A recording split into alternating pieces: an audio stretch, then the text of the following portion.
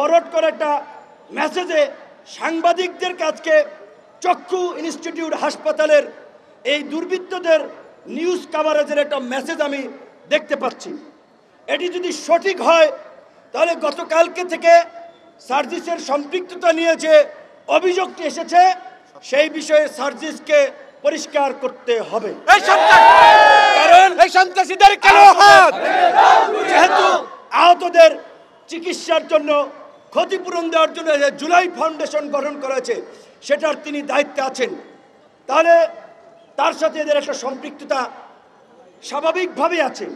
এখন এই হামলায় আছে কিনা সেইটা আমরা জানি না।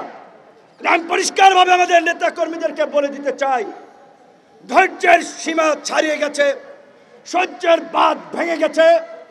আগামী 24 ঘন্টার মধ্যে এই হামলাকারী শরীফ, হিল্লোল, তনয় সহ সাইফুল সহ যারা চিহ্নিত হয়েছে তাদেরকে যদি প্রশাসন গ্রেপ্তার না করে, যেই হাত দিয়ে ফারুকের গায়ে আঘাত করেছে ওই হাত আপনারা ভেঙে দিবেন।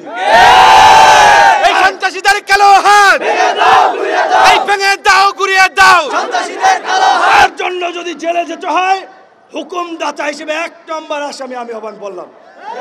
কিন্তু এখন যদি আমাদের রক্তে ভেজা বাংলাদেশে এই অধিকার পরিষদের নেতা কর্মীরা গত 7-8 বছর ধারাবাহিকভাবে যে লড়াই সংগ্রাম করেছে, রক্ত দিয়েছে, এই রক্তই আজকে বিপ্লবের প্রেক্ষাপট তৈরি করেছে।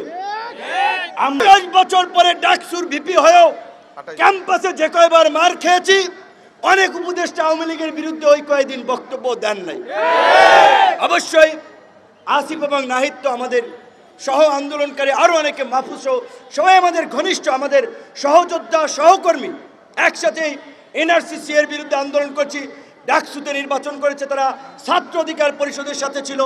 আমি যা শুধু বললাম এই কারণে যে এখানে কয়েকজন এই আন্দোলনের যারা ফ্রন্ট ফেজে ছিল তাদের ডেডিকেশন আছে, ত্যাগ আছে, আর কিছু হচ্ছে মৌসুমী নেতা। শুধুমাত্র 10-12 দিনের মিডিয়া কভারেজে এখন বিশাল নেতা হয়ে গেছে। তাদেরকে ঢুকাইছিল ছাত্রলীগ আন্দোলনের গতিবিধি পর্যবেক্ষণ করার জন্য, আন্দোলনে স্পাইগিরি করার জন্য। 18 জুলাই যখন কথা বলি যে ভাই এক দফার বিকল্প নাই, এক দফা ছাড়া এই জাতির মুক্তি নাই, হাসিনা পিশাচ হয়ে গেছে, হাসিনার পতন ব্যতীত আমাদের মুক্তি নাই, প্রত্যেককে জেলে যেতে হবে, তখন বলে ভাই আমরা তো এক দফার জন্য আন্দোলন করি নাই, এটা কি উচিত হবে? এইরকম এখন 2-1 ব্যাপক বিপ্লবী হয়ে গেছে, অথচ এইরকম এখন 2-1 ব্যাপক বিপ্লবী হয়ে গেছে, অথচ ফুল ছাত্রলীগের এজেন্ট হিসেবে এখন যাই হোক সোশ্যাল মিডিয়ার কারণে ব্যাপক পপুলারিটি হয়েছে, সেলিব্রিটি বনে গিয়েছে, কিন্তু তাদের পেছন দিকে একটু তাকাতে হবে। হঠাৎ করে চরিত্র বদল করলেই বদল হয়ে যায় না। যে আজকে এইখানে ফারুক হাসানকে ছুরি দিয়ে এইখানে আঘাত করে কপাল কেটে গিয়েছে, ছুরি তারা কোত্থেকে নিয়ে আসলো? তাহলে তাদের হাতে ছুরি আগে থেকে ছিল। এখানে আমি কিংবা রাশেদ খান যদি থাকতাম আমাদেরও তো পেটের মধ্যে একটা ছুরি চালিয়ে দিতে পারত। তো সরকারের সাথে আমাদের কোনো বিরোধ নাই, মুখোমুখি অবস্থানও নাই, কারণ এই সরকারের যে উপদেষ্টা সবচেয়ে ডেডিকেটেডকে নাহিদ ধরেন মার খেয়েছে, নাহিদ মার খেয়েছে একদিন, এইখানে যারা দাঁড়িয়ে আছে 100 দিন মার খেয়েছে। তাদেরকে ঢুকাইছিল ছাত্রলীগ আন্দোলনের গতিবিধি পর্যবেক্ষণ করার জন্য, আন্দোলনে স্পাইগিরি করার জন্য।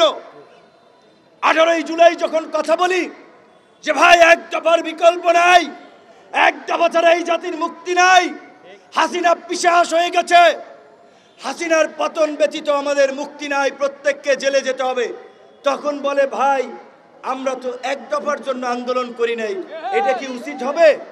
উপদেষ্টা হই নাই, সরকারে যাওয়ার জন্য আকুপাকু করি নাই, আমরা রাজনীতি করে নির্বাচিত জনপ্রতিনিধি হতে চাই। এই সরকারকে পরিষ্কারভাবে বলেছি, একমাত্র রাষ্ট্র পুনর্গঠনে সংস্কারের প্রশ্নে একমাত্র গণ অধিকার পরিষদ ব্ল্যাঙ্ক চেক দিয়েছে।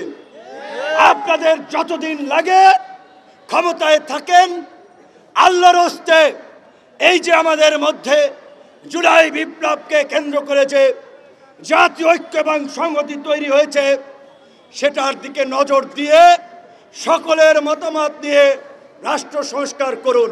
ফুল ছাত্রলীগের এজেন্ট হিসেবে এখন যাই হোক সোশ্যাল মিডিয়ার কারণে ব্যাপক পপুলারিটি হয়েছে, সেলিব্রিটি বনে গিয়েছে, কিন্তু তাদের পেছন দিকে একটু তাকাতে হবে। হঠাৎ করে চরিত্র বদল করলেই বদল হয়ে যায় না।